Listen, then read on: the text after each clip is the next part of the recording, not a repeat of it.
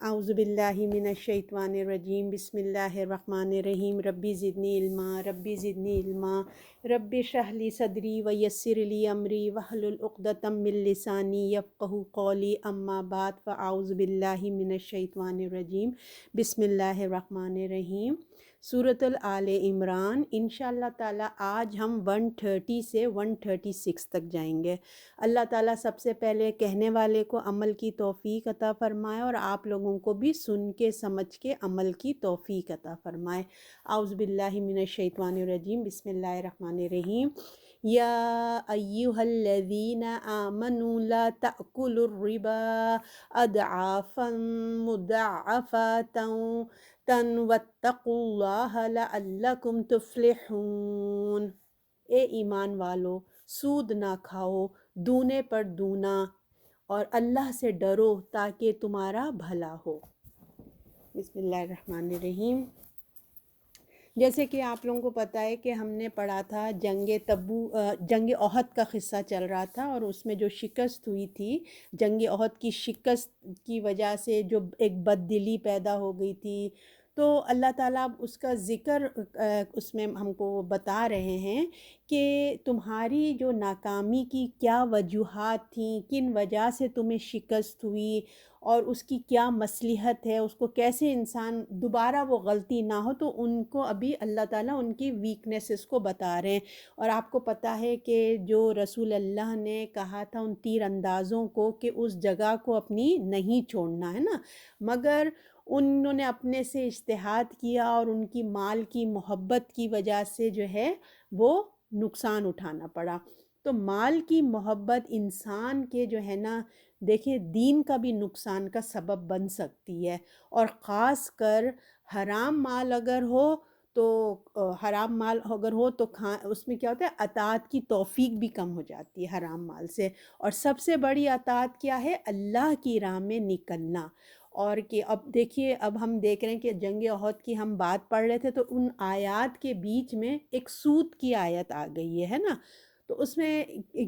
بیچ میں ایک دم سے سود کا ذکر آ گیا کہ اے ایمان والو، سود نہ کھاؤ دونے پہ دونا، نہیں کہ بڑھا چڑھا کے، مطلب اور اللہ سے ڈرو تاکہ تمہارا بھلا ہو۔ تو سود جو ہوتا ہے، سود لینا دینا، کسی کی کیا ہے، مجبوری سے فائدہ اٹھانا ہوتا ہے، یہ بخل کی انتہا ہے۔ ہمارا دین ہمیں کیا سبق دیتا ہے کہ ہمیں دینے والے بننا ہے، دوسروں پہ خرچ کرنا ہے، نہ کہ یہ کہ دوسروں کی، غریبوں کی، مجبوروں کی مجبوریوں سے فائدہ اٹھا کر مال حاصل کریں۔ دیکھیں کب انسان قرضہ لیتا ہے؟ جب مجبور ہوتا ہے، اس کے پاس کوئی راہ نہیں ہوتی، تبھی تو وہ قرضہ لیتا ہے نا۔ اور جب قرضے کے اوپر سود بھی آ جائے گا تو آپ کسی کی مجبوری سے فائدہ اٹھا رہے ہیں نا۔ تو یہاں یہی بتایا جا رہا ہے کہ تم کسی کی مجبوریوں سے فائدہ اٹھا کے مال حاصل کر رہے ہو، اور جس کو مال میں اتنا بخل اور کنجوسی ہوگی تو وہ بتائیں وہ اپنی جان کیسے اللہ کی راہ میں دے گا۔ ہمارے دین میں سود لینا دونوں ہی اللہ نے حرام کر دیا ہے۔ تو اللہ نے کیا فرمایا؟ اے ایمان والو، سود نہ کھاؤ دونے پر دونا اور اللہ سے ڈرو، ٹھیک ہے نا۔ تو اب یہ بھی آپ دیکھیں کہ جو سود کا پیچھے جو ہوتا ہے نا، وہ سودی ذہنیت ہوتی ہے، سود کے پیچھے ہوتی ہے، مال کے پیچھے کیا ہے؟ مال کا کمانا۔ ایک ہوتا ہے دیکھیں بزنس کرنا، کاروبار کرنا، اپنے مال کے ذریعے جب انسان کاروبار کرتا ہے تو اس میں اس کو منافع ہوتا ہے۔ اس سے کیا ہوتا ہے؟ کسی پر زیادتی نہیں ہوتی، بلکہ لوگوں کے لیے بہت سارے جابس کے آفرز آ جاتے ہیں۔ ایک انسان جب کوئی کاروبار کرتا ہے، لوگوں کو بہت زیادہ روزی کے ذرائع بن جاتے ہیں۔ اور دوسرا طریقہ یہ ہے کہ جب انسان کاروبار میں اس میں کیا ہوتا ہے کہ کاروبار میں مشکل ہی نہیں اٹھانا پڑتا۔ اب جو سودی کاروبار ہے، جو یہ قسم کا بزنس ہے، اس میں انسان جو ہے نا مشکل ہی نہیں اٹھانا چاہتا، کیا کرتا ہے؟ غریبوں کو ادھار دے دیتا ہے، کہ کیونکہ آپ اس زمانے کو فوکس کریں نا، یہ تو آج کل کے زمانے میں بینک سسٹم آ گیا ہے، امیر لوگ بھی لیتے ہیں، مگر ہم اس زمانے میں اگر جائیں تو جو امیر لوگ ہوتے وہ غریبوں کو ہی سود دیتے تھے، قرضہ دیتے تھے، اور جب قرضے کو لوٹانا ہوتا تو آف کورس سود کے ساتھ لیتے تھے۔ تو کیا غریبوں میں بانٹ دیا، قرض داری دے دی، سب کو ادھار دے دی، تم بھی رکھ لو، تمہیں ضرورت ہے تم بھی رکھ لو، اور جب واپس دینے کا وقت آتا ہے تو اس پر سود لگایا جاتا تھا، ہے نا۔ اس سے کیا ہوتا ہے، گھر بیٹھے ایک اچھی خاصی انکم آپ کے گھر آ جاتی تھی کہ وہ قرضہ دے نہ دے، آپ کے سود کا پیسہ بڑھتا جا رہا ہے اور آپ کی انکم کا بھی ذریعہ بڑھ رہا ہے کہ آپ نے 100 روپے دیے اور 110 روپے مزے میں آپ کما رہے ہیں گھر بیٹھے۔ تو جو امیروں کو کیا ہوتا ہے، امیر ترین بناتا جاتا ہے، یہ سسٹم کیا ہے، امیر کو امیر ترین اور غریب کو غریب ترین بناتا دیتا ہے، اور یہ حرام ہے، اللہ نے اس کو حرام کہا۔ اور ہم نے سورہ بقرہ میں 279 آیت میں ہم نے اس کا کلائمیکس پڑھا تھا، یاد ہوگا آپ کو، اور اللہ نے فرمایا تھا، اللہ نے وارننگ دی تھی کہ اگر کوئی سودی کاروبار نہیں چھوڑتے، اور خاص کر یہ والا جس پہ آپ تو دیکھیں نا، ایک تو لینا دینا ایک ہے، اور ایک ہے کہ کسی کی مجبوریوں سے فائدہ اٹھانا، آپ کسی کو قرضہ دے رہے ہیں، ایک تو مجبوری ہے بیچارے غریب، وہ اس کو واپس کرے، انسان کے لیے وہی ایک مسئلہ ہوتا ہے کہ قرض کو واپس کیسے کیا جائے، اب اس کے اوپر سود بھی لگا دینا، ایکسٹرا منی، یہ اللہ کو سخت ناپسند ہے۔ تو اللہ تعالیٰ کہہ رہے ہیں اگر کوئی سودی کاروبار نہیں چھوڑے گا تو اللہ اور اس کے رسول سے جنگ کے لیے تیار ہو جائے۔ تو دیکھیں جس کو یہ اتنی جس کو بھی اب اس آیات کی سود کے بارے میں ڈیٹیلز چاہیے تو وہ ہم پچھلا جا کے وہ لیکچر اپنا سن لیں۔ تو اب ہم مسلمانوں کو بھی دوسرے مسلمانوں کا خیال رکھنا چاہیے، ٹھیک ہے نا، اللہ نے مسلمانوں کو دیا ہے، تو جو ایمان والے، جو مسلمان جو ہیں قرضوں میں ڈوب گئے ہیں، تو آپ کو پتہ ہے قرض کے ساتھ سود بھی ہے نا، تو ہمیں چاہیے کہ ہم ان کا خیال کریں، ان کا قرضہ اتارنے کی فکر کریں، ان کو مدد کریں، ان کو جو ہے ایک دوسرے کو موٹیویٹ کریں کہ ہم لوگ جو ہیں کسی قرض دار کا قرض اتاریں تاکہ اس کے اوپر سے سود کا بھی بوجھ اترے۔ تو اللہ تعالیٰ فرما رہے ہیں اے ایمان والو ڈرو، سودی کاروبار چھوڑ دو۔ اللہ تعالیٰ ہمیں بتا رہے ہیں قرض میں قرض دار کی جو بھی ہے، جب ہم دینے والے بنیں گے تو دیکھیں گے معاشرے سے جو ہے نا سودی کاروبار خود بخود کم ہوئے گا، اس لیے اللہ تعالیٰ ہمیں بیان کرتے ہیں کہ اس کا خیال رکھو۔ اور پھر آپ یہ دیکھیں اے ایمان والو، یہ کیونکہ اب آپ کو پتہ نہیں ہم لوگ اس سے مخاطب ہیں، ہمیں بتایا جا رہا ہے کہ اللہ نے تمہاری ہر موقع پہ جو ہے نا اللہ نے مدد کی تھی مومنوں کی، ہم جیسے غزوہ بدر ہے، احد ہم پڑھ رہے ہیں کہ اللہ نے ہر موقع پہ جو ہے نا مسلمانوں کی مدد کی۔ اب اللہ تعالیٰ چاہتے ہیں کہ کیا تم چاہتے ہو کہ تمہارے آگے بھی تمہاری مدد ہو، تو پھر سودی کاروبار چھوڑ دو۔ بعض علماء کہتے ہیں کہ یہ پہلی آیت ہے جو سود کے بارے میں آئی ہے، بعد میں بقرہ میں آئی تھی، واللہ عالم، یہ علماءوں کی تفسیر میں تھا۔ تو کہتے ہیں کہ جو تم لوگوں کا جو یہودیوں کے ساتھ لین دین ہے، سودی کاروبار، اس کو تم چھوڑ دو بس۔ تو جب انسان میں دولت کی ہوس کی محبت، دولت کی محبت پیدا ہو جاتی ہے نا، کسی انسانوں میں ہو یا کسی جماعت میں پیدا ہو جائے، تو کیا ہوتا ہے اس کے اثرات، آہستہ آہستہ نا لوگوں میں اخلاقی اقتدار جو ہے نا سے وہ محروم ہو جاتے ہیں،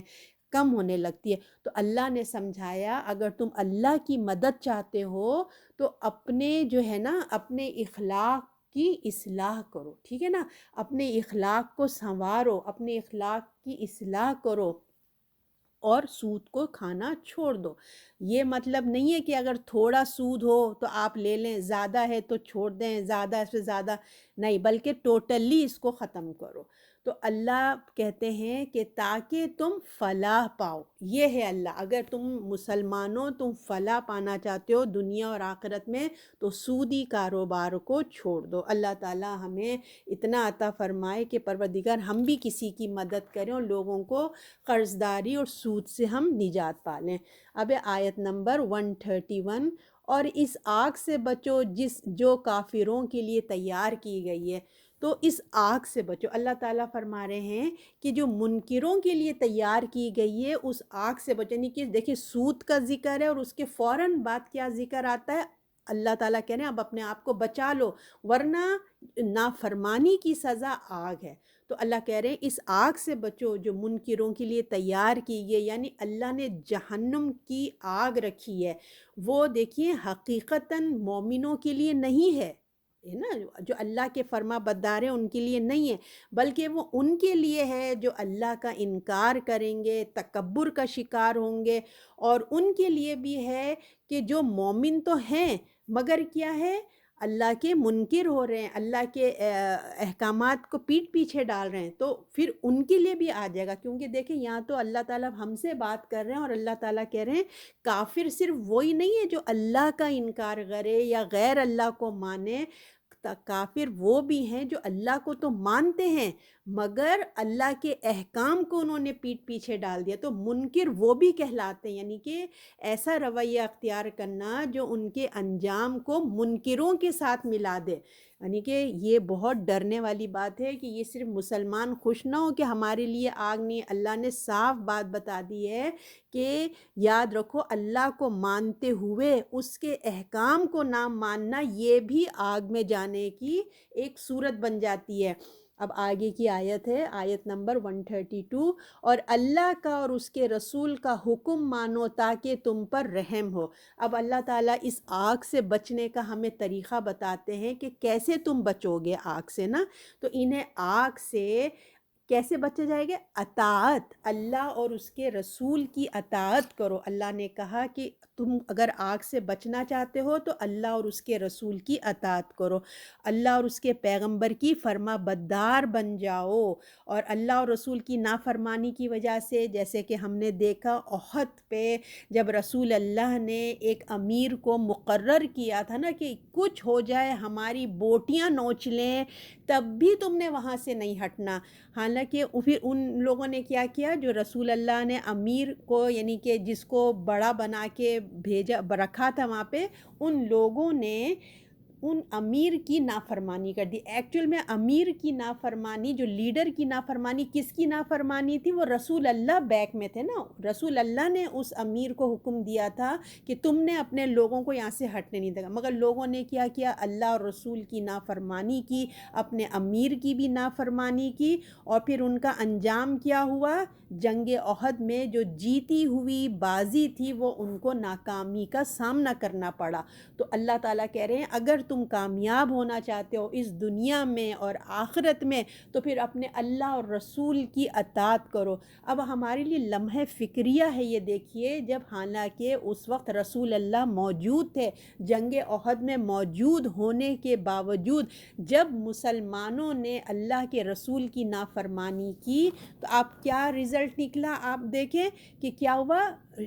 ایک کامیابی ناکامی میں بدل گئی۔ تو پھر کیا آج نہیں ہو سکتا؟ آج تو رسول اللہ بھی نہیں ہے، اگر ہم اللہ کے رسول اور اللہ کی نافرمانی کریں گے تو آج بھی انسان کو ناکامی کا فیس کرنا پڑے گا۔ تو اللہ تعالیٰ کہتے ہیں اگر تم بچنا چاہتے ہو تو ایک سمپل سا سلوشن اللہ تعالیٰ نے بتایا ہے کہ جو اللہ اور رسول کی فرما برداری کرے گا اس پر رحم ہوگا، اور جو اللہ کی نافرمانی کرے گا، جو اللہ اور رسول کی نافرمانی کرے گا اس پر رحم نہیں ہوگا۔ تو ہمارے لیے اللہ تعالیٰ نے کیا بتا دیا؟ ایک چھوٹی سی بات ہماری یاد رکھنے کے لیے کہ اللہ اور رسول کی فرما برداری کرو اسی پہ رحم ہوگا، اور جو اللہ رسول کی نافرمانی کرے گا اس پر رحم نہیں ہوگا، تو اس کی اطاعت میں کامیابی ہے، ورنہ کہاں پہ جانا ہے؟ اللہ نے کیا بتایا؟ پھر وہ اس کے لیے جہنم کی آگ ہے۔ اللہ تعالیٰ ہم سب کو اپنی حفاظت میں رکھے۔ اب آیت نمبر 133، اور اپنے رب کی بخشش اور جنت کی طرف دوڑو جس کا عرض آسمان اور زمین سے ہے اور پرہیزگاروں کے لیے تیار ہے۔ اب اللہ تعالیٰ ہمیں اور بھی باتیں بتا رہے ہیں، اچھی اچھی باتیں بتاتے ہیں۔ اللہ تعالیٰ فرماتے ہیں کہ دوڑو بھاگو، اللہ تعالیٰ کہہ رہے ہیں کہ دوڑ لگاؤ، ایک دوسرے سے آگے بڑھو اپنے رب کی بخشش کے لیے۔ اللہ تعالیٰ کہہ رہے ہیں اپنے رب کی بخشش اور جنت کی طرف دوڑو، یعنی کہ اللہ میاں یہ نہیں کہہ رہے ہیں کہ چلو، بلکہ کیا کہہ رہے ہیں؟ دوڑو، سبقت لے جاؤ۔ لوگ یہاں پہ کمپٹیشن کرتے ہیں نا کہ ارے ان کا گھر میں اتنے اچھا فرنیچر ہے، ان کے ایسا ہے، ان کا ایسا ہے، ہم بھی کریں گے، ان کے بچے اتنا اچھے کالجوں میں جا رہے ہیں، ہم بھی۔ اللہ کہہ رہے ہیں کمپٹیشن کرنا ہے تو آخرت کا کمپٹیشن کرو، دوڑو نیکیوں میں ایک دوسرے سے آگے بڑھنے کی دوڑو۔ ارے اللہ وہ قرآن کی کلاس لیتے ہیں میں بھی لوں گی، وہ اتنا اچھے ڈریسنگ کرتے ہیں میں بھی اتنی ماڈسٹ ڈریسنگ کروں گی۔ اللہ کے دین کے لیے سبقت لے جاؤ، وہ اتنا قرآن پڑھتے ہیں میں اس سے زیادہ پڑھوں گی۔ اللہ تعالیٰ کہہ رہے ہیں ایک دوسرے سے آگے پڑھو، اللہ کی رب کی بخشش پانے کے لیے آگے کرو، جلدی کرو، اپنا وقت ضائع مت کرو، نیکیوں میں وقت لگاؤ، اپنا وقت جو ہے نا وہ نیکیوں میں لگاؤ، دوڑو۔ کس طرف دوڑو؟ اللہ کی مغفرت کی طرف، جنت کی طرف اپنی دوڑ لگا دو۔ دنیا کے مال، دیکھیے دنیا کی مال و دولت لذت میں پڑھ کر اپنی آخرت کو برباد مت کر دو۔ اللہ تعالیٰ کہہ رہے ہیں ابھی دنیا تو ضرورت کی چیزیں ہمیں کرنا ہی کرنا ہے، مگر یہ نہیں کہ وہ فوکس ہی دنیا ہو گئی۔ دنیا جتنی ہے اس کو اپنی ضرورت کے لیے استعمال کرو، باقی ٹائم اپنا آخرت کے لیے دوڑو کرو، اور برباد مت کرو اپنے وقت کو۔ اگر دنیا میں رہ کر اگر کوئی نافرمانی بھی ہو گئی نا تو اللہ سے معافی مانگ لو۔ اللہ تعالیٰ کہہ رہے ہیں اپنے رب کی بخشش اور جنت کی طرف دوڑو، جس کا عرض آسمان اور زمین اور پرہیزگاروں کے لیے تیار کی گئی ہے۔ تو جلدی کرو، اگر کوئی گناہ بھی ہو جاتا ہے تو اللہ سے معافی مانگ لو اور جنت کا راستہ اختیار کرو جو متقی کے لیے تیار کی گئی۔ وہ جنت کس کے لیے ہے؟ متقیوں کے لیے ہے۔ اور اس سے دیکھیں، اس سے ہمیں یہ معلوم ہوتا ہے، اس آیت سے معلوم ہوتا ہے کہ نیکی کے کام میں نا ہمیں دیر نہیں لگانی چاہیے، جلدی کرنا چاہیے۔ سوچنے میں نا ہاں میں کروں گی، اچھا ہاں ابھی سوچنے میں نا وقت نہیں ضائع کرنا چاہیے۔ بس ضائع کرنا ہی نہیں ہے کہ کروں نہ کروں، کرنا چاہیے نہیں چاہنا چاہیے، دینا چاہیے نہیں دے، اسی کشمکش میں جو ہے نا کیا ہوتا ہے، جیسے ہی ہمیں کیا کرنا چاہیے، جیسے ہی ہمیں نیکی کا خیال آیا فوراً جھٹ پٹ کر دینا چاہیے۔ کیونکہ دیکھیں اگر ہم دیر کرتے ہیں نا تو ہمارے اندر سے جو وہ موٹیویشن ایک دم سے ہمارے دل میں ایک جذبہ اٹھتا ہے، آپ کو پتہ ہے نا ایک جذبہ اٹھتا ہے نیکی کا، تو جس وقت وہ جذبہ اٹھتا ہے نا تو ہمیں وہ کام جھٹ پٹ کر دینا چاہیے۔ اگر ہم نے دیر کی تو وہ ہمارا، آپ خود محسوس کریں گے وہ جذبے میں نا ہماری کمی سے کمی آنا شروع ہو جاتی ہے، اور پھر شیطان تو آپ کو پتہ ہے تیار بیٹھا ہے، ہمارے دلوں میں وسوسہ ڈالتا ہے اور نیکی کو کام میں ہمارے ذہن سے ہی نکال دیتا ہے۔ وہ ایک دم سے ہمارے ذہن سے ہی نکل جاتا ہے کہ ہم نے یہ نیک کام کرنا تھا، کیا سوچا تھا ہم نے، اور پھر ہمارے اندر سستی بھی آنے لگتی ہے، ارے چھوڑو پھر کبھی نیکسٹ ٹائم ہوگا تو وہ کر دیں گے۔ دیکھیں وہ دن تو چلا گیا، وہ نیک اعمال کا لمحہ بھی چلا گیا، دوبارہ تو پلٹ کے نہیں آئے گا نا۔ اب ہمیں ہماری زندگی جو بھی ہے، ہماری جو بھی جی رہا ہے 60 70 80 جس کی جتنی زندگی ہے، اور اس کے بدلے ہمیں فار ایور کی زندگی ملنے والی ہے، تو فار ایور کی زندگی میں ہمارا ایک ایک لمحہ قیمتی ہے۔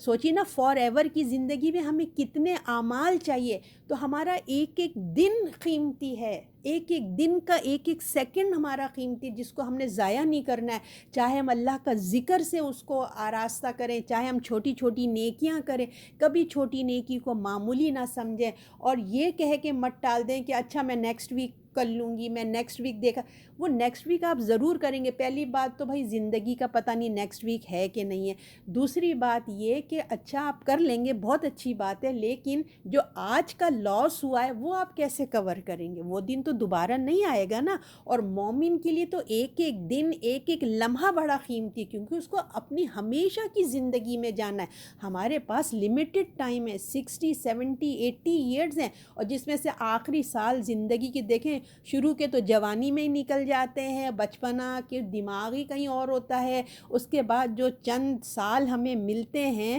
اس میں بھی اگر ہم اس کو اویل نہ کریں اور کل پہ ٹال دیں تو پھر فائدہ کیا ہے نا۔ اور پھر آپ یہ دیکھیں کہ باقی ہماری جو زندگی لیفٹ رہ گئی ہے وہ ہم کتنا صحت مند رہتے ہیں، آپ کے پاس کیا گارنٹی، کس طرح کی ہماری صحت رہتی ہے، ہمارے اعضاء، ہماری طبیعت کیا ہمیں نیکیوں کی طرف راغب کرے کہ جب ہم صحت مندی میں نہیں کر پا رہے ہیں سب کچھ صحیح ہو کے، تو پھر کیا بیماری میں ہمیں خیال آئے گا؟ کیا اس وقت تو خود نیند کی گولیاں ڈاکٹر دے کے سلا کے رکھتا ہے۔ تو آج اس وقت کو اویل کر لیں، اللہ کہہ رہے ہیں دوڑو بھاگو، جہاں سے جو نیکی ملتی ہے اس کو قبول کرو، جلدی جلدی کر لو، ورنہ کیا ہوگا، شیطان تمہاری طاق میں بیٹھا ہے، تمہارے ذہن سے، تمہارے اندر سے ذہن سے بھی نکال دے گا، تمہارے جذبے کو بھی ٹھنڈا کر دے گا، اور پھر ایسا نہ ہو کہ تم پھر حسرت کرتے رہ جاؤ، کاش کہ مجھے موقع مل جائے، میں دوبارہ سے زندگی اللہ مجھے دے دے، دوبارہ سے وہ وقت دے دے کہ میں نیکیاں کر رہا ہوں، صدقہ کروں۔ تو دیکھیں آج اللہ نے ہمیں مال دیا، ہمیں نہیں پتہ کہ کل آنے والا وقت کیسا ہے، تو کرو اللہ کے لیے صدقہ خیرات نیکیاں جو کر سکتے ہیں کر لیں۔ لہٰذا آج کی زندگی سے پھر ہمیں پورا پورا فائدہ اٹھانا ہے، اور پھر بھر بھر کے ہمیں نیکیاں کرنی ہے، ایسے نہیں بھر بھر کے نیکیاں کرنی ہے، ٹھیک ہے نا؟ کسی سے کوئی معمولی سی معمولی نیکی کو بھی آپ حقیر نہ سمجھیں، جیسے مسکرا کے دیکھنا، کسی کو پانی پلا دیں، گھر میں ہے تو بہانے بہانے سے جو نیکیاں آپ کر سکتے ہیں، کسی کو پانی دے دیا، کسی کی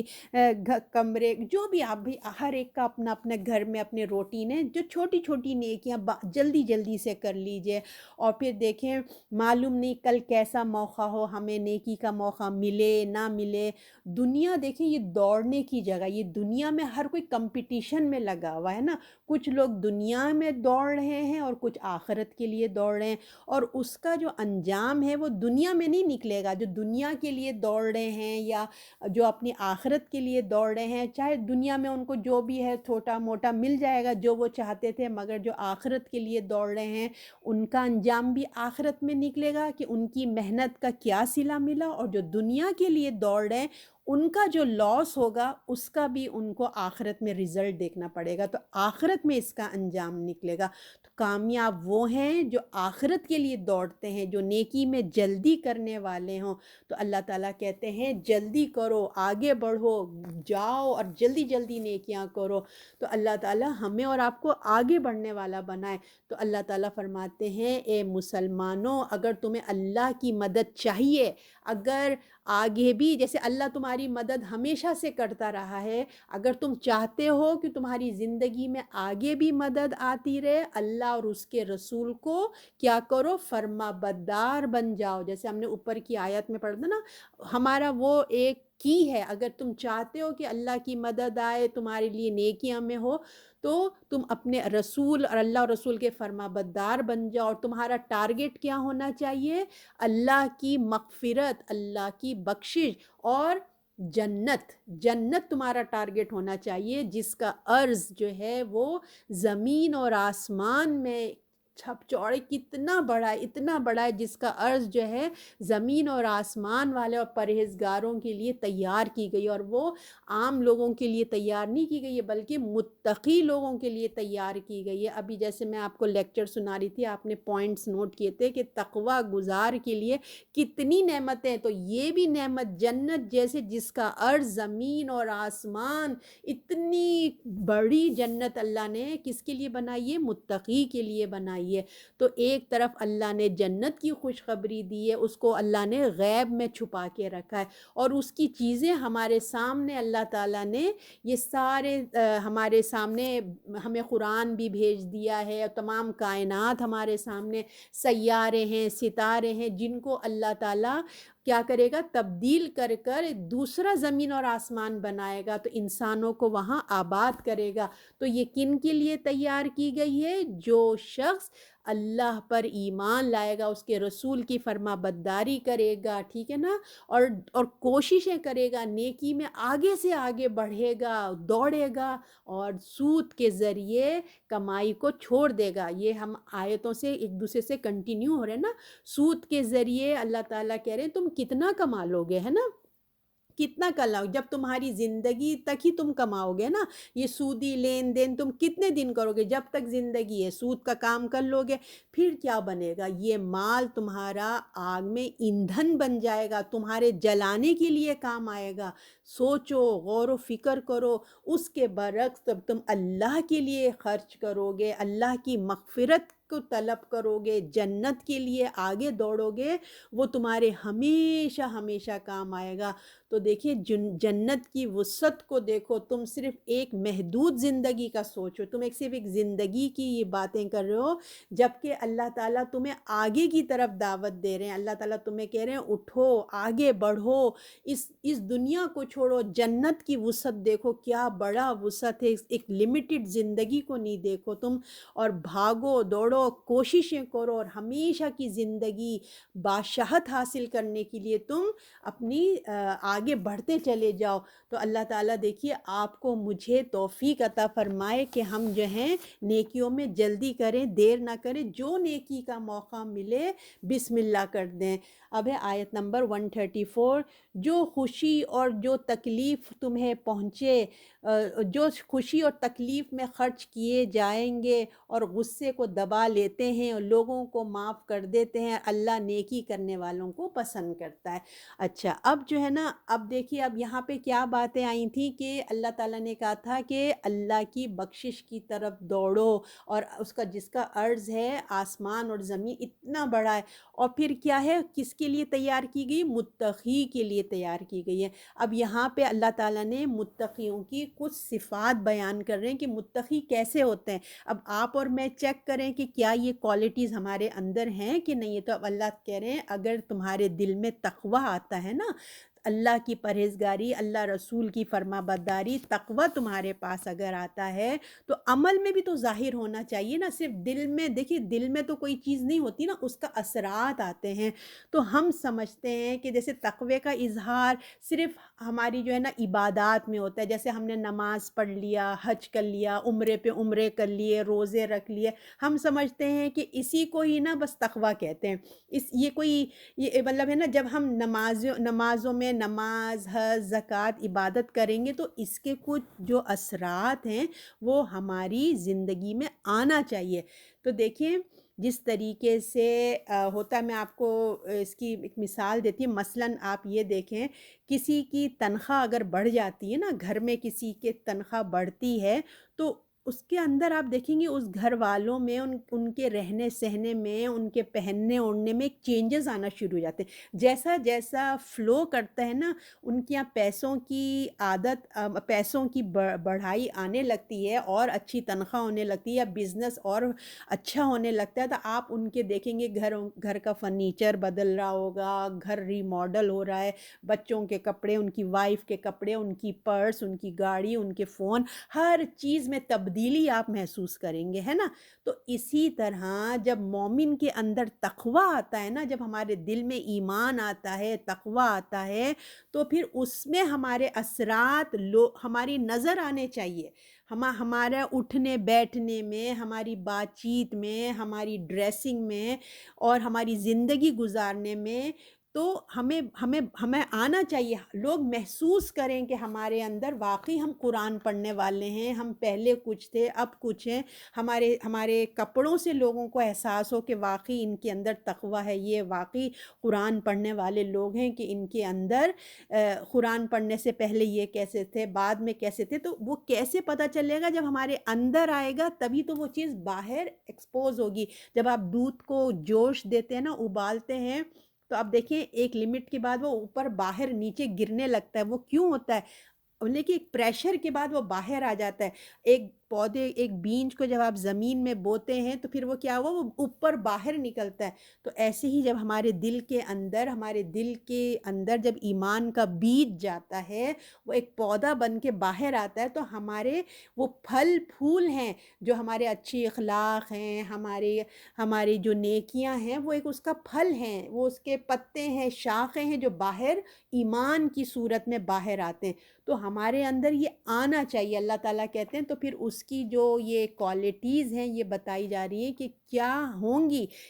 کس طریقے سے آئیں گی مومن کے اندر، کہ اللہ کی رحمت، مغفرت، اللہ کی محبت تم اس کے اندر ان کے یہاں بڑھ جائے گی۔ تو اللہ کی راہ میں خرچ کرنا جو ہوگا ان کو اچھا لگنے لگے گا۔ اللہ تعالیٰ کہے نا، جو خوشی اور تکلیف میں خرچ کرتے ہیں، یہ ان کی کوالٹیز ہیں۔ جس کے اندر تقوی پیدا ہوگا وہ کیا کہیں گے؟ اللہ کی رحمت، مغفرت، اللہ کی محبت اگر تمہیں چاہیے تو تم اللہ کی راہ میں خرچ کرنا ہوگا۔ قرآن میں دو بڑے احکام ہیں، دیکھیے، ایک ہے عبادات اور دوسرا کیا ہے؟ بندوں کی حقوق۔ ایک میں دیکھیں نماز، روزہ، حج، جو بھی عبادات ہیں، تو اس میں جو ہے دوسرے میں انفاق خرچ کرنا ہے، اللہ کی راہ میں، اللہ کے بندوں کے لیے خرچ کرنا ہے۔ انسان عبادت سے اللہ کا قرب پاتا ہے، اور جب ہم مال خرچ کرتے ہیں انسانوں کے قریب ہم ہو جاتے ہیں، ٹھیک ہے نا؟ اگر کسی کے پاس مال نہیں ہے تو مطلب جو کچھ بھی ہے آپ کے پاس ٹیلنٹ، کسی کو کوئی ٹیلنٹ ہوتا ہے، کسی کے پاس کوئی، تو جو بھی ضرورت مند ہو اس کو آپ دیں، اس کے اوپر آپ خرچ کریں، وقت دیں، ہے نا؟ اگر آپ بالفرض کسی کو آپ کمپیوٹر سکھاتے ہیں، کسی کو انگلش سکھاتے ہیں، کوئی بھی دنیا کا ٹیلنٹ آپ کسی کو کچھ دیتے ہیں، اگر آپ اس سے پیسہ لیتے ہیں، تو اگر آپ سمجھیے 4 لوگوں کو پیسہ لے کے اس کو پڑھا رہے ہیں، اس کو ٹیلنٹ سکھا رہے ہیں، کسی ایک دو کو فری میں بھی سکھا دیں، اللہ کے لیے، اپنی آخرت کے لیے بھی کر لیں، تاکہ وہ خالص آپ کے لیے ایک نیکی بن جائے۔ اور اگر ہم رسول اللہ کا زمانہ دیکھیں تو دیکھیں انفاق کے بہت سارے موقع تھے، ہے نا؟ اللہ تعالیٰ کیا کہتے ہیں؟ جو خوشی اور تکلیف میں خرچ کرتے جاتے ہیں، یعنی کہ انفاق کرتے ہیں، اللہ کے لیے خرچ کرتے ہیں۔ تو رسول اللہ کے زمانے میں دیکھیے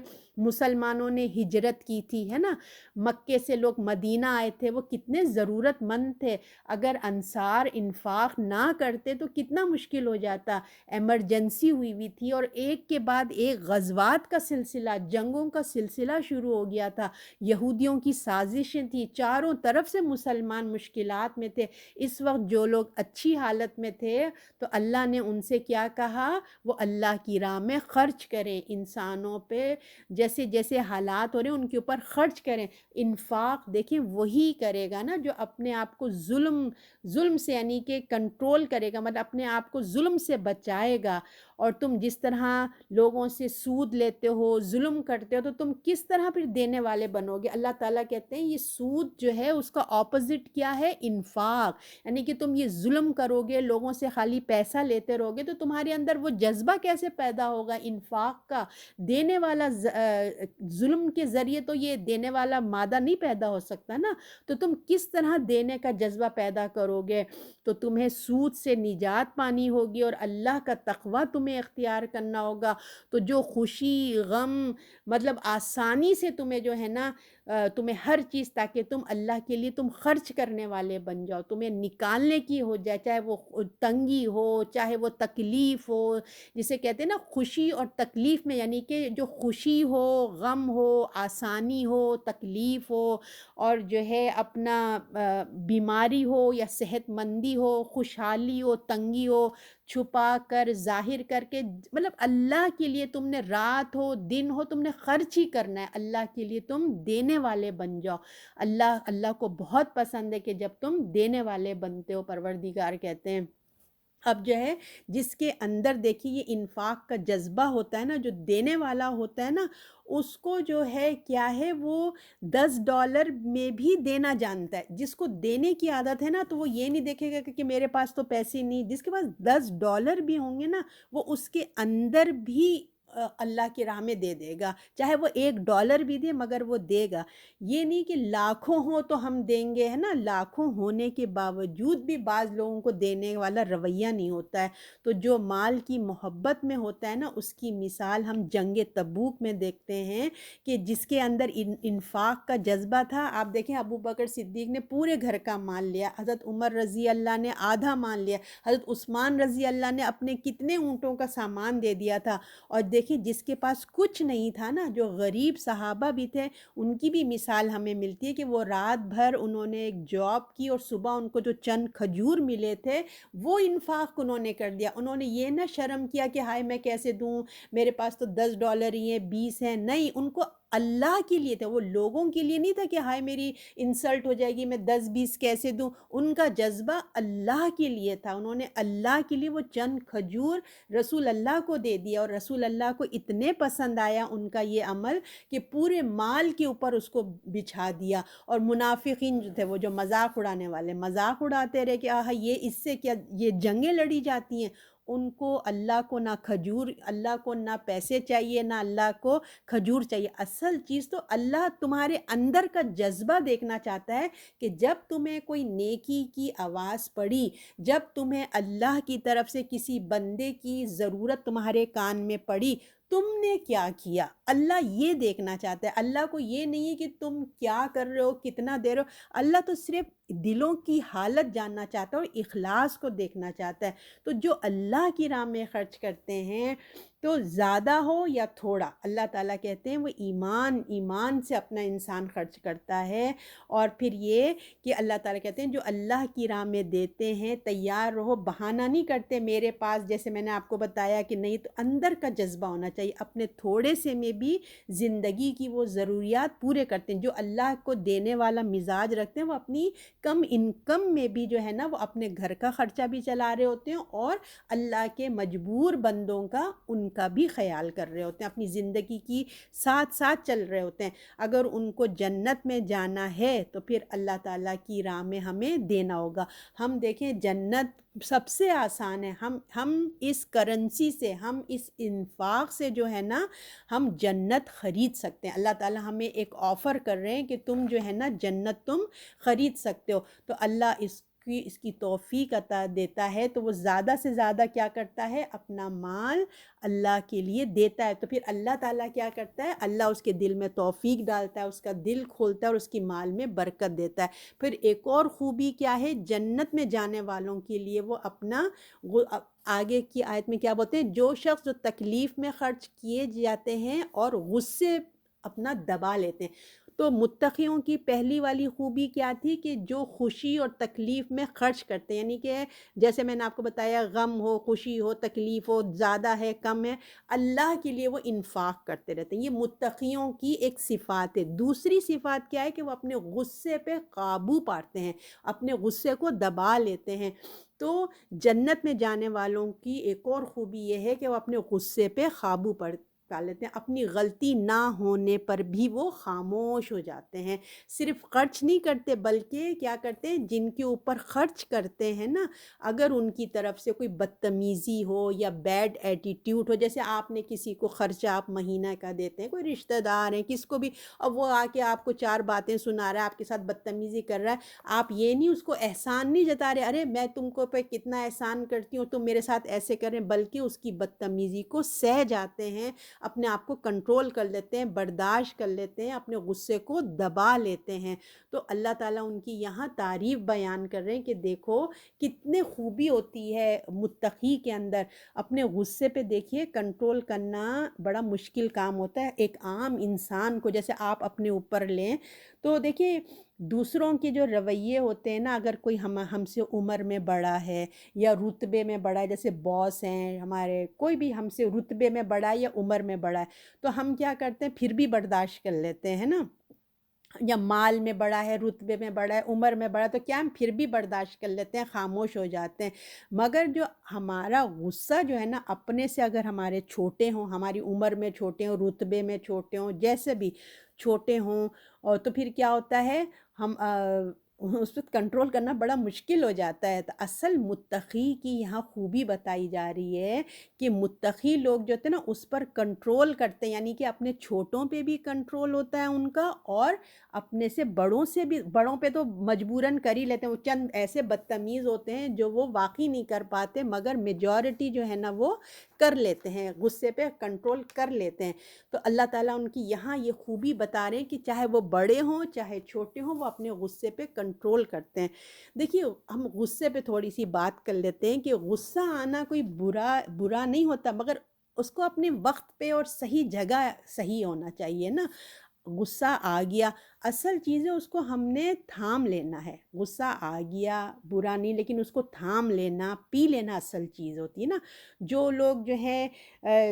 جو لوگ مطلب غصہ کرتے ہیں، لوگ ان کو دیکھیے پسند نہیں کرتے، زیادہ تر جو چڑچڑے مزاج کے غصیلے ہوتے ہیں نا، لوگ ان کو زیادہ تر پسند نہیں کرتے، اور ان کے لیے جو سب سے بڑا ڈیمیج ہوتا ہے نا، یہ چڑچڑے اور غصے والے لوگوں کے لیے، ان کے لیے جو سب سے بڑا ڈیمیج یہ ہوتا ہے کہ لوگوں کی دل سے ان کے لیے دعا نہیں نکلتی، ہوتا ہے نا ایک دل میں ایک جذبہ، محبت سے جذبہ پیدا ہوتا ہے نا، کوئی چڑچڑاتا رہے، غصہ کرتے رہے، تو اس کے لیے نا دعا نہیں نکلتی، لوگ ان کا کام بھی کرنے سے کتراتے ہیں، ان کے ساتھ ذرا جانا بیٹھنا اٹھنا ان سے کتراتے ہیں کہ ان کے تعلقات بھئی خراب ہی نہ ہو جائیں، ان کو بیٹھے بیٹھے غصہ ہی نہیں آ جائے، چیخنے لگیں، گالیاں دینے لگیں۔ تو حالانکہ دیکھیے غصہ حرام ہے، اور اس کا پینا جو ہے اس کو برداشت کرنا حلال ہے، اللہ کو اتنا پسند ہے۔ غصے پہ قابو پا لینا بہت اللہ کو محبوب ہے۔ کسی کی نافرمانی دیکھ کر دیکھیے ہمیں غصہ آتا ہے نا، ہمارے بچے جب ہماری بات نہیں سنتے ہیں تو ہمیں کتنا غصہ آ جاتا ہے۔ اب اپنے اوپر رکھ کے سوچیں، ہم دن میں اللہ کی کتنی نافرمانی کرتے ہیں، تو کیا اللہ کو ہمارے اوپر غصہ نہیں آتا ہوگا کیا؟ مگر اللہ کیا ہے؟ تحمل ہے، حلیم ہے،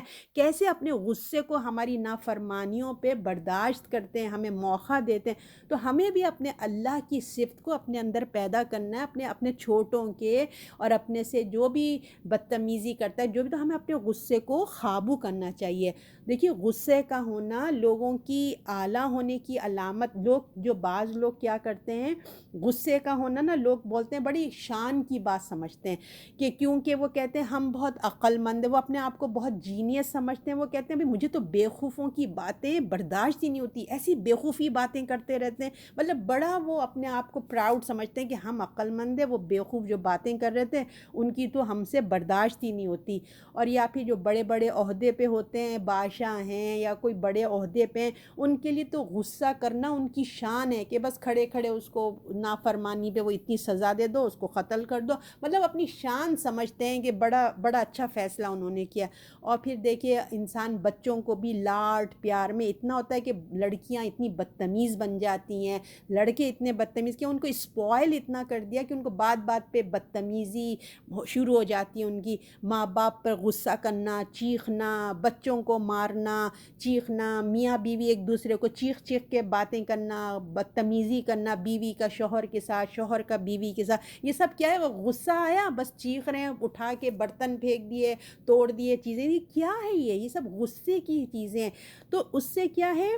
دوسروں کے سامنے انسان کی نا عزت جو ہے نا وہ کم ہوتی ہے، تو اپنے آپ کو وہ سمجھتا ہے کہ میری بڑی واہ، میری بڑی شان ہے کہ میں نے سے چیخا چلایا، دیکھا وہ دب گئی، اس نے تو بولنا بند کر دیا، اس نے تو اس کی آواز ہی بند ہو گئی۔ ایسا نہیں، بلکہ دوسرے کے سامنے تمہاری اپنی عزت کا مقام ہی گر جاتا ہے۔ اور دیکھیے غصہ اور بد زبانی یہ دو بھائی بھائی ہیں، سمجھ رہے ہیں نا؟ یہاں غصہ آیا نہیں، وہاں زبان سے جو ہے نا ایسی گندے الفاظ، گالیاں نکلنا شروع ہو جاتے ہیں۔ غصے میں انسان کو کیا کرنا چاہیے؟ خاموش ہو جانا چاہیے اور اللہ کا ذکر شروع کر دینا چاہیے اور اپنی جگہ کو تبدیل کر دینا چاہیے اور پانی پی لینا چاہیے، اگر آپ کھڑے ہیں تو بیٹھ جائیں، بیٹھے ہیں تو لیٹ جائیں، مطلب اس طریقے سے اپنے آپ کو چینج کرتا کہ غصہ جو ہے نا آپ کے اندر سے نکل جائے۔ تو لوگ دیکھیے،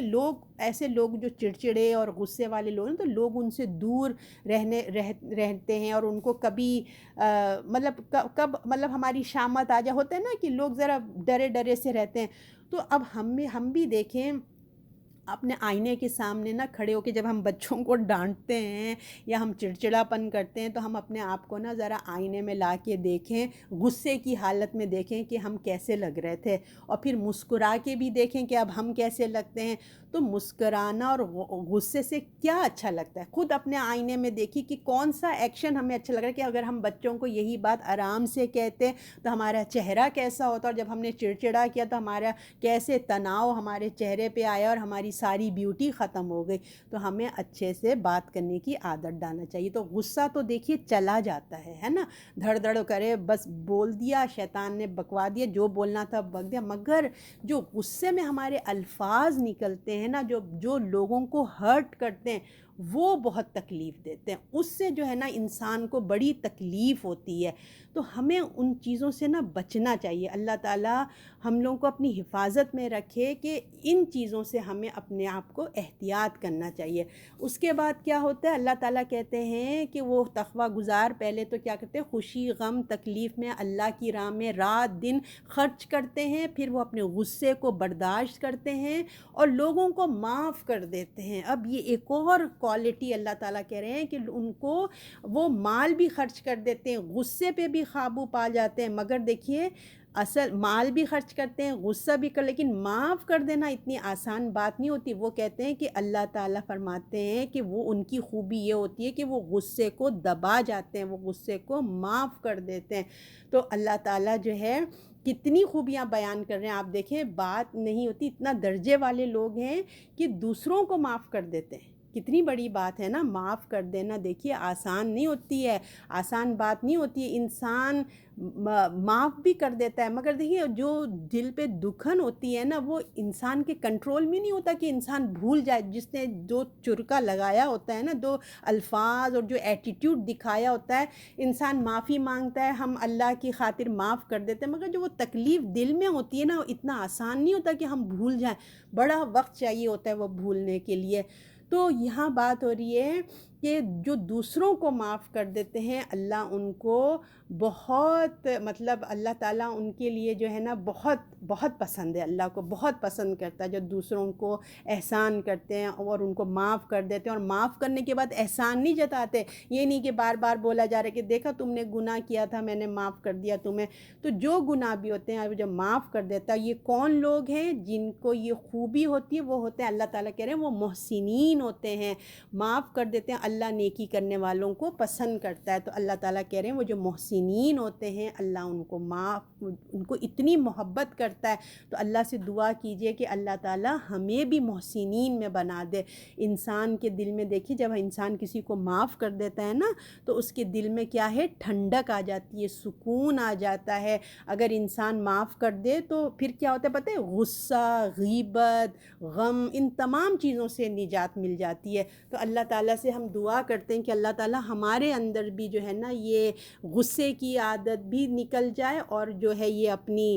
معاف کرنے کی یہ خوبیاں ہیں، کیونکہ اللہ تعالیٰ کہہ رہے ہیں کہ اللہ تعالیٰ محسنین کو محبت کرتے ہیں پروردگار. اب آیت نمبر 135 میں اللہ تعالیٰ فرما رہے ہیں اور وہ لوگ جب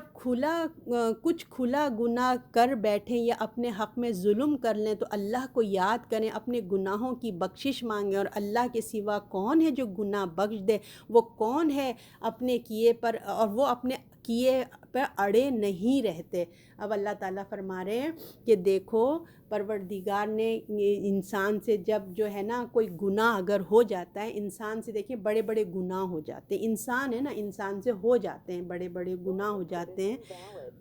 تو جس طریقے سے جو ہے، جس طرح انسان کے اندر مال کی محبت ہوتی ہے نا، اسی طرح انسان کے اندر جذبات کا بھی زور ہوتا ہے. ٹھیک ہے نا، ایک اندر کا دائی ہے ہمارا، جذبات ہے اندر ہے،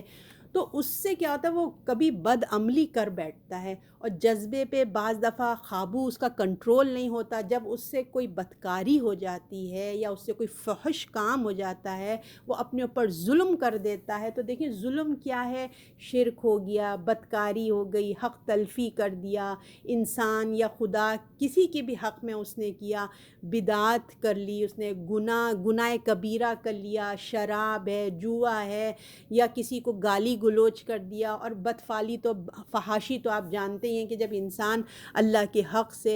ہٹ کے جو حدود کو پار کر دیتا ہے تو اس میں کوئی نہ کوئی پھر وہ کوئی غلط عمل جو اللہ نے منع کیا وہ کر بیٹھتا ہے. تو کوئی اپنے اوپر جب ظلم کر دیتا ہے یا جو اس کو اپنی غلطی کا احساس ہو جاتا ہے نا، پھر وہ اپنے اللہ کو یاد کرتا ہے. اللہ تعالیٰ کہہ رہے ہیں جب وہ لوگ جب کھلا گناہ کر بیٹھیں یا اپنے حق میں ظلم کر لیں تو وہ اللہ کو یاد کرتے ہیں، اپنے گناہوں کی بخشش مانگتے ہیں. تو اللہ سے کہتے ہیں کہ اللہ ہمارے گناہوں کو معاف کر دے، اللہ ہمیں بخش دے. اللہ تعالیٰ سے وہ آگے گڑ گڑاتے ہیں. تو سورہ ہود میں بھی آتا ہے کہ جب گناہ جب انسان سے ہو جاتا ہے تو جب وہ نیک کام کرتا ہے نا تو اللہ اس کے گناہوں کو مٹا دیتا ہے. اللہ کے نیک بندوں کی نشانی ہے اگر اس سے گناہ ہو جائے تو اللہ کی طرف وہ کیا کرتے ہیں؟ رجوع کرتے ہیں، اللہ کے آگے جھکتے ہیں. اور صرف رجوع نہیں کرتے بلکہ کیا کرتے ہیں؟ معافی طلبگار کرتے ہیں. اللہ سے کہتے ہیں کہ اللہ ہم سے ہو گیا، اللہ کی طرف پلٹتے بھی ہیں اور اللہ کے آگے عاجزی بھی کرتے ہیں، جھک جاتے ہیں، اللہ سے معافی طلبگار کرتے ہیں.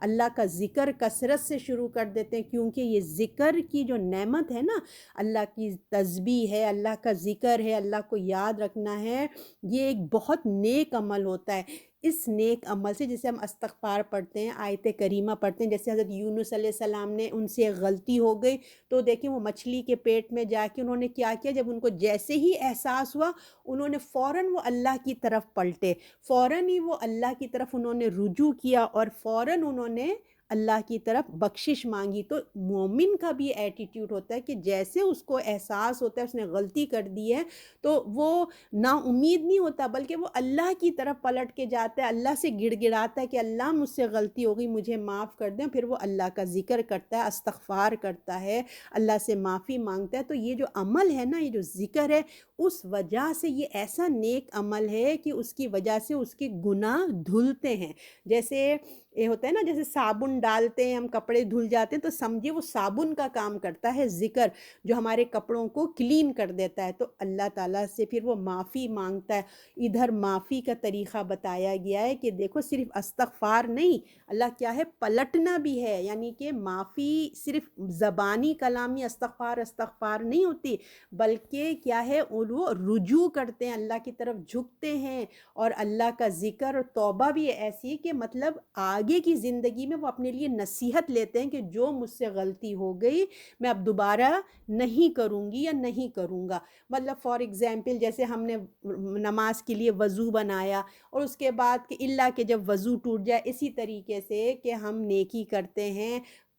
کچھ دنوں کے بعد ہم سے پھر کوئی غلطی ہو جاتی ہے، تو ہے نا، ہم یہ نہیں کہ اسی پہ اسٹک ہو گئے، بلکہ اللہ کی طرف ہم جھک آتے ہیں، اللہ سے معافی مانگتے ہیں۔ تو اللہ تعالیٰ کہتے ہیں کہ اللہ کے سوا کون ہے بخشنے والا؟ اللہ تعالیٰ کہہ رہے ہیں بتاؤ، جب وہ بندہ انسان اللہ کی طرف جھکتا ہے تو کوئی اور ہے کہ اللہ کے سوا جو اس کے گناہوں کو معاف کر دے؟ اللہ کے سوا کون بخشے گا؟ اللہ ہی گناہوں کو معاف کرتا ہے۔ اللہ تو چاہتا ہے کہ اپنے بندوں کے گناہ معاف کر دے، وہ اپنے پروردگار کی طرف رجوع کرے۔ اللہ تو چاہتے ہی ہیں کہ آ جائے میرا بندہ، آ جائے، اللہ کو بڑی خوشی ہوتی ہے۔ مثلاً دیکھیں، جب بچہ بہت چھوٹا ہوتا ہے نا، جب چھوٹا بیبی سمجھیں 6 مہینے، سال، 1.5 سال، 2 سال کے جو بچے ہوتے ہیں نا چھوٹے والے، اگر جب چھوٹے بچوں کو ماں غصہ کرتی ہے نا، ان کو مارتی ہے، اس پہ تھوڑا سا غصہ تو جھوٹا موٹا غصہ بھی دکھاتی ہے نا، اس سے تھوڑا وہ کرتی، تو وہ بچہ کیا ہوگا، وہ رو کر نا اپنی ماں کے پاس ہی واپس آتا ہے، ادھر ادھر نہیں جاتا۔ ماں اس کو جتنا غصے میں پیچھے کرتی ہے نا، وہ اسی کی طرف پلٹ پلٹ کے آتا ہے۔ اور پھر جب تھوڑے سے بڑے بچے ہو جاتے ہیں تو وہ کیا کرتے ہیں، جب اماں ابا ڈانٹتے ہیں تو کیا دادا دادی نانا نانی کے پیچھے بھاگ کے چلے جاتے ہیں کہ ان کو سیکیور ہو جاتے ہیں وہ۔ اور ذرا اور بڑے ہو جاتے ہیں تو ان کے اندر تو ہٹ دھرمی آ جاتی ہے، ہو کیئر، اماں ابا ناراض ہوں کوئی پرواہ نہیں۔ تو اب ہم اس میں سے کیا بننا چاہتے ہیں؟ ہم کتنا پیارا ہے وہ بچہ جو اپنی ماں کو جانتا ہے کہ میری ماں مجھے آج ڈانٹ تو رہی ہے، مجھ پہ غصہ تو کر رہی ہے، مگر مجھے ملے گا تو اسی سے ملے گا۔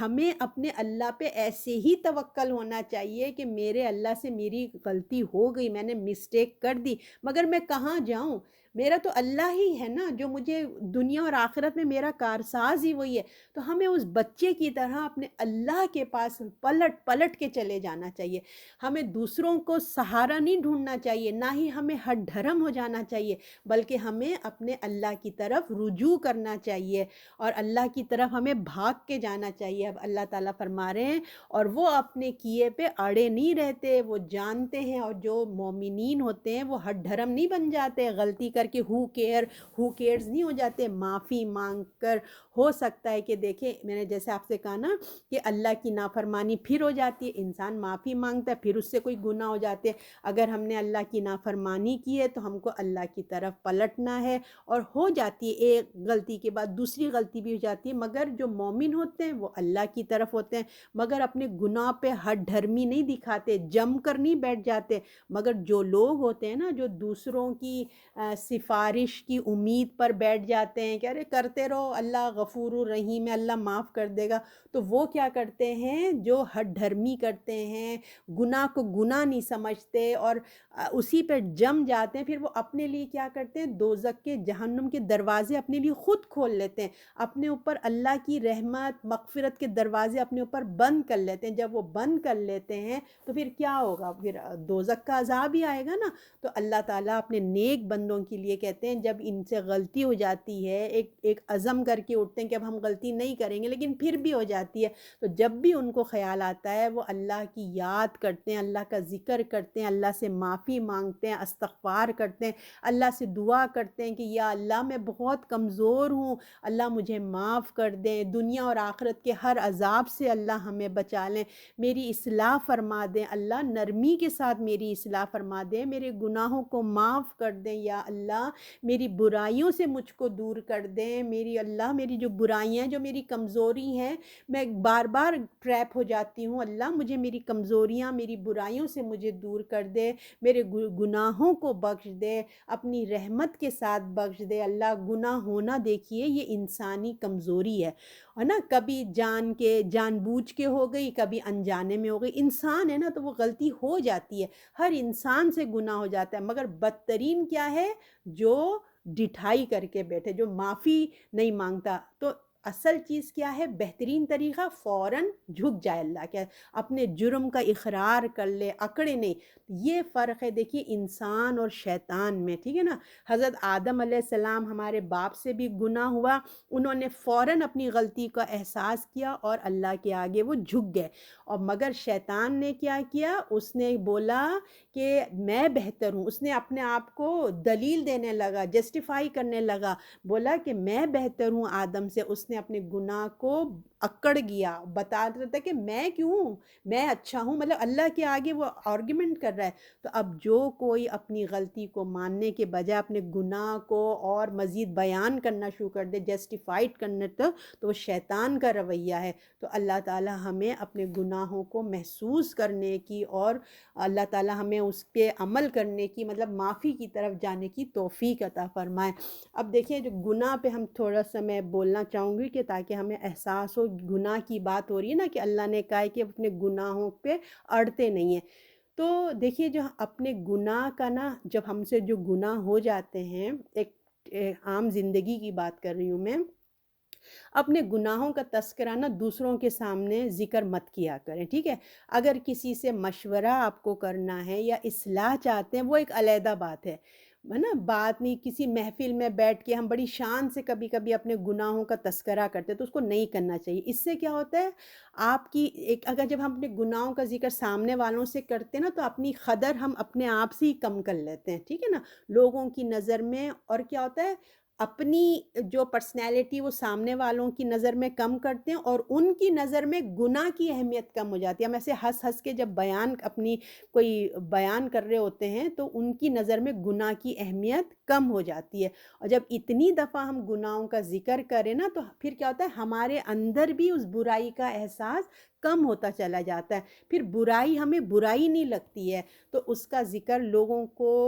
اس کو قبول کر لیتے ہیں۔ دیکھیں اتنا ذکر ہوتا ہے کہ لوگ سمجھتے ہیں یہ تو عام سی بات ہے، اب تو کوئی بڑی بات ہی نہیں ہے، پھر لوگ گناہ کرنے کے ان کا دماغ اس طرف جاتا رہتا ہے۔ فار ایگزامپل دیکھیے جیسے آج فجر کی نماز جیسے قضا ہو گئی نا، حالانکہ ہم نے جان بوجھ کے نہیں کی تھی، مگر ہو گئی، الارم لگایا تھا، نہیں اٹھ پائے، تو آپ نے اٹھ کر پڑھ لیا، ایک نارمل سی بات ہوئی، ختم ہو گئی۔ اب آپ نے کیا ہوا؟ اپنی دوست سے بات کی، آپ نے کہا اپنی دوست سے ذکر کیا کہ اس نے بولا کہ آج میری دیکھیں،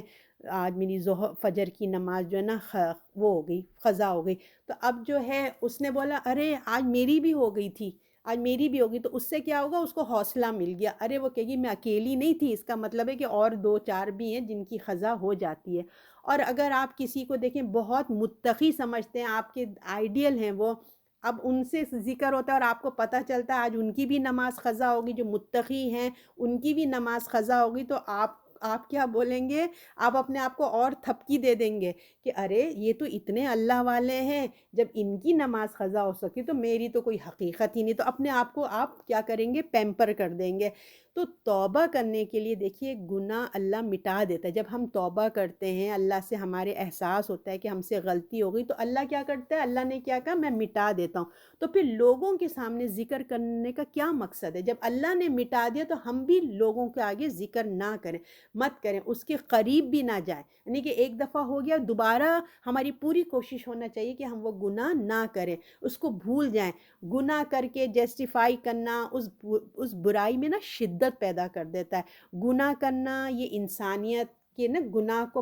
اللہ تعالیٰ معاف بھی کر دیتے ہیں، گناہ کرنا انسانیت، گناہ معاف بھی ہو جاتے ہیں، انسانیت سب کچھ ہو جاتا ہے۔ گناہ کر کے دیکھیں ہم نے پڑھا اکڑنا نہیں چاہیے، یہ شیطانیت ہے، کفر کی طرف لے جاتا ہے، تو لہٰذا اللہ نے کیا کہا؟ استغفار کیا کرو، اللہ سے مانگا کرو۔ تو ہمارے وہ گناہ ہم جو قرآن پڑھنے والے لوگ ہیں، جن کو ہدایت بھی جو بھی وہ گناہ جن کو ہم قرآن یعنی کہ ہدایت سے پہلے ہم کرتے تھے، ہمارا وہ لباس تھا جو ہم پہنتے تھے، یا ہماری کچھ عادات تھیں جو بھی تھیں ہمارے، تو ہمیں دیکھیے جو پاسٹ میں گزر گیا وہ گزر گیا، ہمیں اپنے بچوں کے سامنے نا اس کا ذکر نہیں کرنا چاہیے کہ او میں تو ایسی تھی، میں تو اتنی ماڈرن تھی، میں تو گلے میں دوپٹہ ڈالتی تھی، میں تو بڑی یوں تھی، میں تو بڑے یوں کرتی تھی، ہے نا، جو بھی کمزوریاں تھیں وہ ذکر کرنے کی اب ضرورت نہیں ہے۔ اب ایسے مطلب اپنے آپ کو مطلب اب اپنے آپ کو وہ کریں کہ بس ہو گیا وہ گزر گیا، اپنی خود پرانی یا تو بھئی ہم اپنی پرانی تصویریں لے کے بیٹھ جائیں اور افسوس کریں ہائے میں کتنی اسمارٹ لگتی تھی، یا مطلب اور ایک گناہ پہ شرمندہ ہونے کے بجائے نہیں کہ آپ انجوائے کر رہے ہیں اپنی پچھلی زندگی کی مووی تصویریں دیکھ کے، اور پھر خیال آتا ہے کہ شکر ہے بھائی مجھے اس ایج میں ہدایت نہیں ملی، اچھا ہے میں نے اچھے سے کپڑے پہن لیے، اچھے سے میں نے فیشن کر لیا، اچھا ہے اب مطلب بجائے شرمندہ ہونے کے اور ہم مزہ لے رہے ہیں ان چیزوں سے نا، تو یہ شرمندہ ہونا بلکہ وہ دور مطلب وہ دور سوچ کے نا دل میں ہمیں تکلیف ہونی چاہیے، جو ہم نے ہدایت سے پہلے قرآن سے پہلے جو کوئی بھی ہم اللہ کی نافرمانی کر رہے تھے، بے پردگی کر رہے تھے، جو بھی گناہ میں انوالو تھے، ان کو سوچ کے انجوائے کرنے کی بجائے ہمارے دل میں تکلیف آنی چاہیے، دل میں خیال آنا چاہیے کہ اللہ لوگوں کی ذہن سے ہی نکل جائے کہ میں کیسی تھی، لوگ بھول جائیں کہ میں کیسے کپڑے پہنتی تھی، لوگ بھول جائیں کہ میں کیا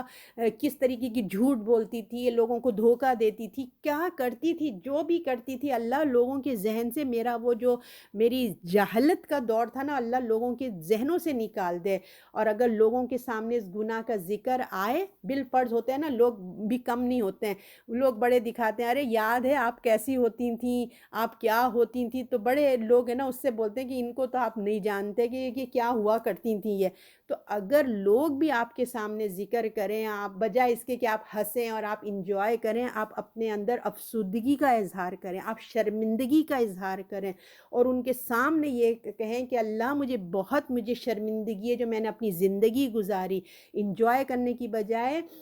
آپ کا دل چاہے مطلب ان کے سامنے یہ اظہار کریں، مطلب یہ نہیں کہ لفاظی نہیں کریں، آپ کے دل میں تکلیف ہونا چاہیے، اور آپ کہیں کہ کاش کہ مجھے دوبارہ زندگی مل جائے، کاش کہ میں دوبارہ پیدا ہو جاؤں اور میں وہ گناہ نہ کروں جو میں نے کیے ہیں، اور میں اپنی اللہ کی فرما برداری میں زندگی گزاری، لا علمی غفلت کی وجہ سے ہو جاتے ہیں گناہ، مگر کیا کرنا ہے ہمیں اپنے گناہوں کو اشتہار نہیں بنانا ہے، ٹھیک ہے نا، انشاءاللہ یہ چھوٹی چھوٹی ٹپس تھی مجھے اچھی لگی تھی تو میں نے کہا آپ سے بھی شیئر کر دوں۔ اب آیت نمبر 136 یہ لاسٹ ہے، انہی لوگوں کی جزا ہے ان کے رب کے پاس بخشش ہے، اور باغات ہیں جس کے نیچے نہریں بہہ رہی ہوں گی، وہ ہمیشہ اس میں رہیں گے، یہ ہے نیک اچھے کاموں کا بدلہ تمام جہان کام کرنے والوں کے لیے۔